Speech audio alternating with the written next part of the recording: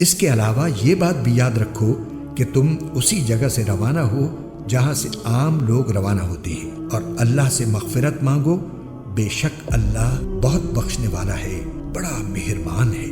پھر جب تم اپنے حج کے کام پورے کر چکو تو اللہ کا ذکر اس طرح کرو جیسے تم اپنے باپ دادوں کا ذکر کیا کرتے ہو، بلکہ اس سے بھی زیادہ ذکر کرو۔ اب بعض لوگ تو وہ ہیں جو دعا میں بس یہ کہتے ہیں کہ اے ہمارے پروردگار، ہمیں دنیا میں بھلائی عطا فرما، اور آخرت میں ان کا کوئی حصہ نہیں ہوتا۔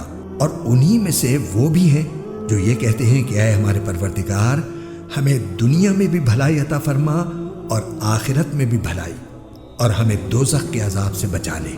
یہ وہ لوگ ہیں جنہیں اپنے اعمال کی کمائی کا حصہ ثواب کی صورت میں ملے گا، اور اللہ جلد حساب لینے والا ہے۔ اور اللہ کو گنتی کے ان چند دنوں میں جب تم منی میں مقیم ہو یاد کرتے رہو۔ پھر جو شخص 2 ہی دن میں جلدی چلا جائے اس پر بھی کوئی گناہ نہیں ہے، اور جو شخص 1 دن بعد میں جائے اس پر بھی کوئی گناہ نہیں۔